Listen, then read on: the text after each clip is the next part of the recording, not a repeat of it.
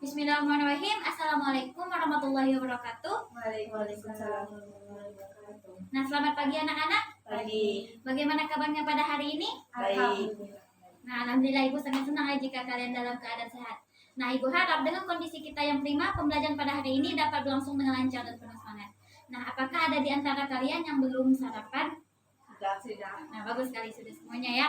Nah, baiklah seperti biasanya, sebelum kita memulai pembelajaran pada hari ini, alangkah baiknya kita berdoa bersama-sama terlebih dahulu menurut agama dan keyakinan kita masing-masing. Berdoa dimulai. Berdoa selesai. Nah, Ibu absen terlebih dahulu ya, Puji. Hadir. Nah, bagus semuanya ya. Nah, bagus kalau begitu. Itu merupakan kalau kalian itu berniat-niat untuk mengikuti pelajaran pada hari ini. Nah, jika kalian dalam keadaan tidak sehat, jangan lupa untuk mengirimkan surat. Nah, bagus sekali. Nah, sekarang Ibu ingin bertanya, siapa yang masih ingat tentang materi yang kita pelajari minggu lalu? Kulit. Nah, bagus sekali tentang kulit. Nah, terkait materi yang telah kita pelajari minggu lalu, apakah ada yang ingin ditanyakan? Nah, bagus. Tidak ada ya. Nah, jika tidak ada, jadi Ibu hari ini akan menyampaikan pertanyaan atau persepsi mengenai materi apa sih yang akan kita pelajari pada hari ini. Nah, anak-anak, apa yang kalian lakukan jika kalian merasa haus? Minum. Nah, jika kalian minum dan air tersebut masuk ke dalam tubuh kita, lalu bagaimana sih air tersebut kembali keluar dari tubuh kita? Nah, bagus sekali, melalui kencing. Nah, organ apa sih yang mengekspresikan kencing itu atau mengeluarkan urin? Nah, jadi ada nggak gambaran materi apa sih yang kita belajar pada hari ini? Apa? Ginjal. Nah, jadi hari ini kita akan belajar tentang salah satu organ ekspresi pada manusia, yaitu ginjal. Nah, adapun tujuan pembelajaran kita hari ini ada 5. Nah, jika ingin dicatat boleh dicatat, tapi jika ingin diingat tidak mengapa kalau tidak dicatat. Nah, yang pertama yaitu peserta didik dapat menjelaskan fungsi ginjal sebagai alat ekspresi pada manusia. Nah, yang kedua, peserta didik dapat mendeskripsikan proses pembentukan urin. Yang ketiga, peserta didik dapat menganalisis masalah mengenai gangguan fungsi pada ginjal. Nah, yang keempat, peserta didik dapat menyimpulkan hasil analisis data mengenai gangguan fungsi pada ginjal. Nah, yang kelima, peserta didik dapat mengemukakan hasil penyelidikan mengenai gangguan fungsi pada ginjal. Nah, kita langsung ke materi ya.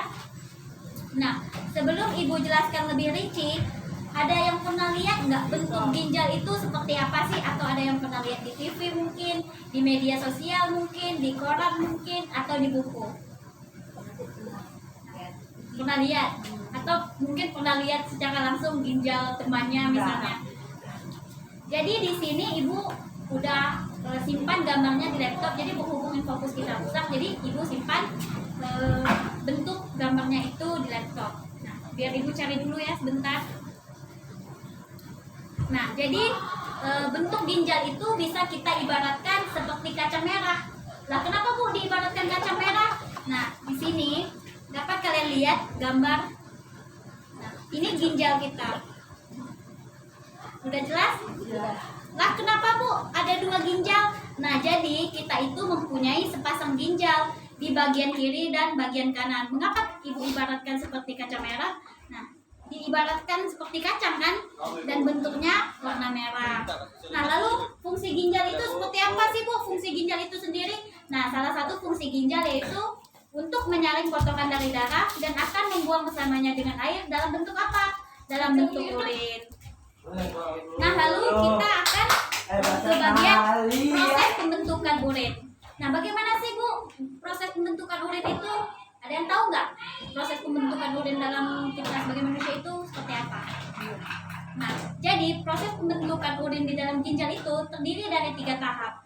Yang pertama ada filtrasi, yang kedua ada reabsorpsi, dan yang ketiga ada augmentasi. Nah, filtrasi yaitu penyaringan. Ini terjadi di dalam glomerulus.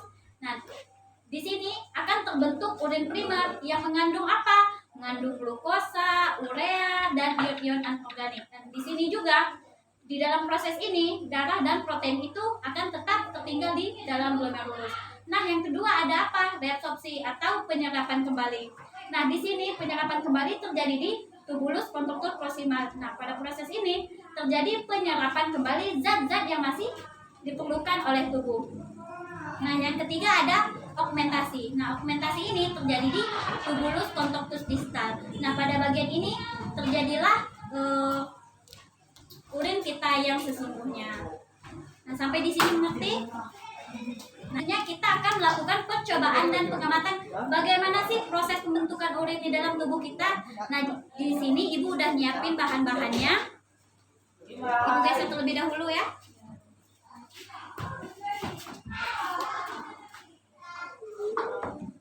Nah, di sini Ibu udah bawa pewarna makanan. Ada tepung, ada air, ada pakan ikan, ada saringan, ada botol, ada spons, dan selang. Rangkaian alat ini menggambarkan ginjal. Nah, saringan dengan corong menggambarkan glomerulus. Selang dengan spons di dalamnya menggambarkan tubulus kontraktus proksimal. Dan botol ini menggambarkan tubulus kontraktus distal. Nah, jadi Ibu akan memasukkan pewarna kuningnya terlebih dahulu.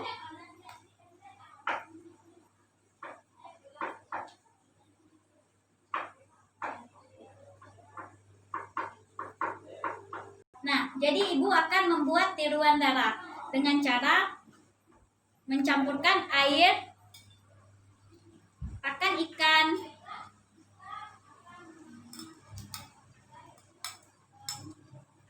dan juga tepung. Nah, kemudian kita aduk.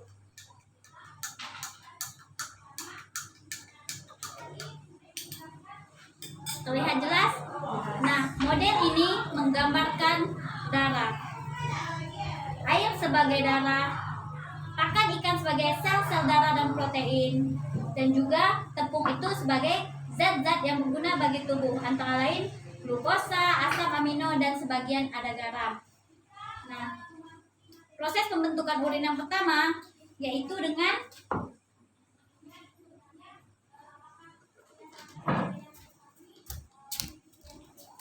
proses pembentukan urin yang pertama yaitu dengan menuangkan tiruan darah tadi ke dalam saringan. Nah, perhatikan baik-baik. Ibu akan menuangkan tiruan darah ini ke dalam saringan. Perhatikan baik-baik. Nah, ketika melalui saringan, ini menggambarkan proses filtrasi atau penyaringan. Nah, dapat dilihat pakan ikan tertinggal di saringan. Ini menunjukkan bahwa sel-sel darah dan protein itu tidak akan menjadi bagian dari urin. Nah, ketika melalui saringan, air akan masuk ke dalam selang, dan ini menunjukkan urin primer. Urin primer akan masuk ke dalam selang dan akan melalui spons. Ketika air melalui spons, ini menunjukkan proses reabsorpsi atau penyerapan kembali. Nah, tepung akan terserap oleh spons, dan ini menunjukkan bahwa zat-zat yang diperlukan lagi oleh tubuh seperti glukosa, asam amino, dan sebagian garam itu akan diserap di tubulus kontraktus proksimal. Nah, air yang menetes akan masuk ke dalam botol, air yang tadi melalui spons. Nah, dia akan terkumpul ke dalam botol. Nah, ini menunjukkan urin sekunder. Lihat jatuhan air, dia menunjukkan air bening kan, udah nggak ada tepung lagi karena tepung udah terserap di spons di bagian tubulus kontraktus proksimal. Nah, air sekunder itu akan bercampur dengan pewarna kuning. Nah, pewarna kuning itu dapat kita ibaratkan dengan pigmen empedu dan zat-zat yang tidak berguna lagi oleh tubuh. Nah, bercampurnya urin sekunder dan pigmen empedu dan zat-zat yang tidak berguna bagi tubuh ini menunjukkan proses augmentasi. Nah, di sini terjadi urin sesungguhnya. Nah, urin sesungguhnya itu yang akan dikeluarkan dari ginjal dan dari tubuh kita. Nah, sampai di sini mengerti? Nah, bagus sekali. Nah, sekarang kita akan melakukan analisis masalah mengenai gangguan fungsi pada ginjal. Nah, sekarang Ibu akan membagikan LKS, dapat kalian kerjakan. Jika ada yang ingin ditanyakan, boleh ditanyakan. Nah, setelah itu, nanti kita akan mendiskusikannya dan kalian akan mempresentasikannya di depan kelas.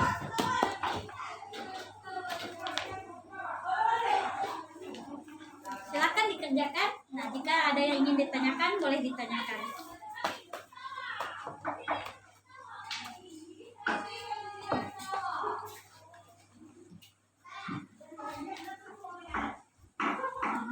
Nah, di bagian LKS kalian terdapat dua 2 artikel. Yang pertama tentang waspada gejala. Nah, boleh kalian baca sendiri, terdapat 2 artikel. Nah, di bagian lampiran kedua itu terdapat pertanyaannya. Nah, boleh kalian kerjakan di lembar ketiga dan lembar keempat. Silakan dikerjakan dengan benar. Ayo, kita lagi.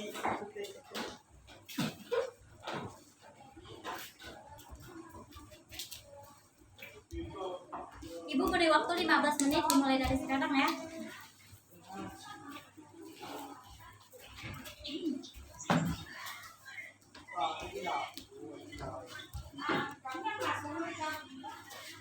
Terus mau tambah? Tinggal ginjal aman dan sehat. Mas ya?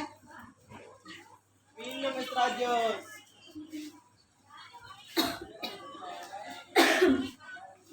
Ini kahya kan. Kami aku ini.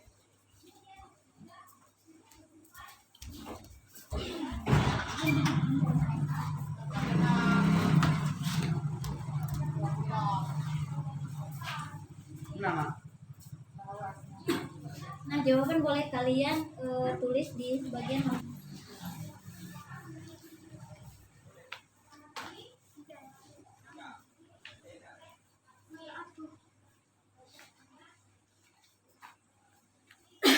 Sudah, Bu. Nah, tunggu pertanyaan dahulu ya. Sudah, Bu. Sudah selesai? Nah, Ibu lihat terlebih dahulu ya.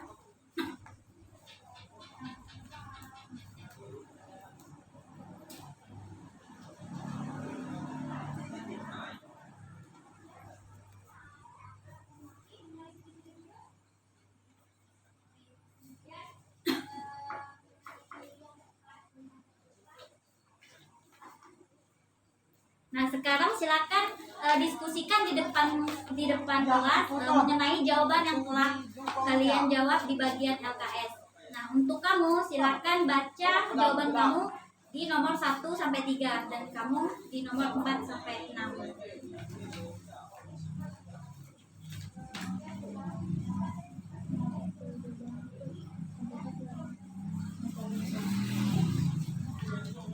Sama-sama berhubungan dengan salah satu organ ekskresi pada manusia yaitu ginjal. 2. Ketika pembuluh darah menjadi rusak, nefron yang menyaring darah tidak menerima oksigen dan nutrisi yang mereka butuhkan agar berfungsi dengan baik.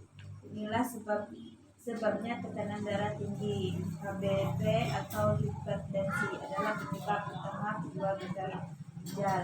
3. Kadar gula yang tidak terkontrol pada pasien diabetes bisa memicu kerusakan glomerulus pembuluh darah halus yang merusak 4. Penyaringan darah ginjal. Kondisi ini jika dibiarkan terus bisa menyebabkan gagal ginjal, kehilangan kemampuan menyaring darah serta terjadi gagal ginjal. Silakan baca soalnya juga dan baru jawabannya di bagian nomor 4 sampai 6. Soal ini, menurut kalian apa yang akan terjadi pada penderita ginjal kronis yang berhenti melakukan dialisis atau cuci darah? Jawabannya, jika seseorang mengalami penyakit ginjal dan setelah cuci tangan, maka efek samping yang ditimbulkan yaitu naiknya kadar ureum dan kreatin. Ginjal tidak bisa menyaring darah dengan baik. Fungsi ginjal semakin turun makin banyak jaringan ginjal dan sel organ lainnya yang rusak. Gejala dan komplikasi tambah parah. 5. Jelaskan proses terbentuknya urin.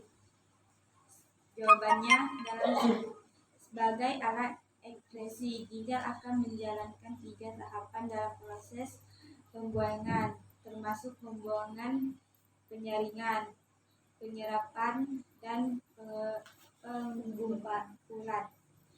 Yang A. Filtrasi atau penyaringan merupakan tahapan pembentukan urin yang pertama, di mana darah masuk ke dalam glomerulus, di mana penyaringan bakal berlangsung melalui arteriola aferen. Yang B.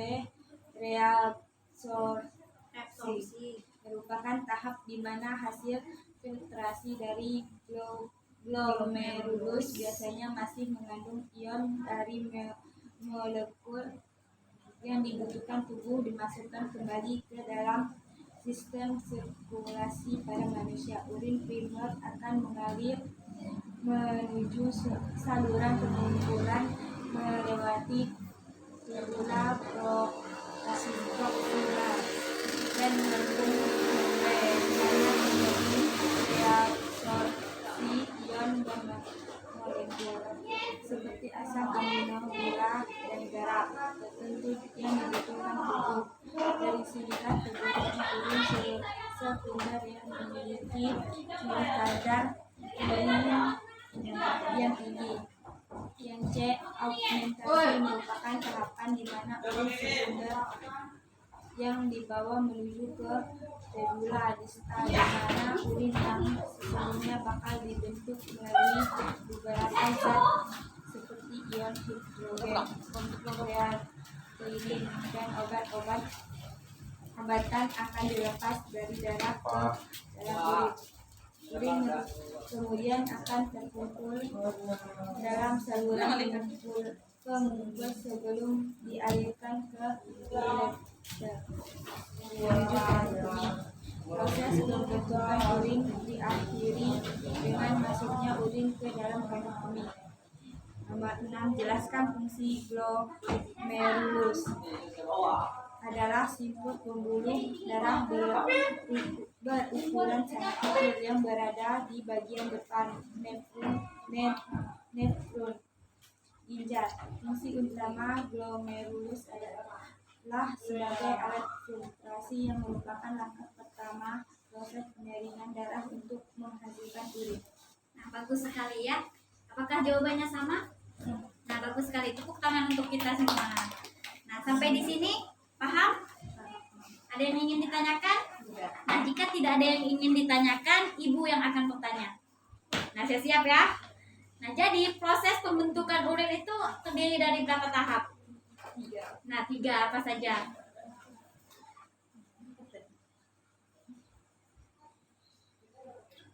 Ayo, pembuangan, penyaringan, pengumpulan. Nah, bagus sekali. Atau yang dinamakan filtrasi, reabsorpsi, dan augmentasi. Nah, jadi kita akan belajar sampai di sini saja. Nah, sebelum Ibu akhiri pembelajaran, maka kita akan menyimpulkan hasil pembelajaran kita pada hari ini. Nah, jadi apa sih fungsi ginjal itu? Nah, fungsi ginjal itu untuk menyaring kotoran dari darah dan akan membuangnya bersama dengan air dalam bentuk urin. Nah, dalam proses pembentukan urin ada berapa tahap? Ada 3 tahap. Ada filtrasi, reabsorpsi, dan augmentasi. Nah, dan juga yang ada yang kalian akan isikan di bagian LKS mengenai segala hipertensi itu juga berpengaruh terhadap ginjal. Betul tidak? Nah, betul berdasarkan artikel yang telah kalian jawab. Nah, sampai di sini paham? Yakin tidak ada yang ingin ditanyakan? Nah, jangan lupa untuk belajar materi yang kita pelajari minggu depan. Ibu akhiri wabillahi taufiq wal hidayah. Wassalamualaikum warahmatullahi wabarakatuh. Waalaikumsalam.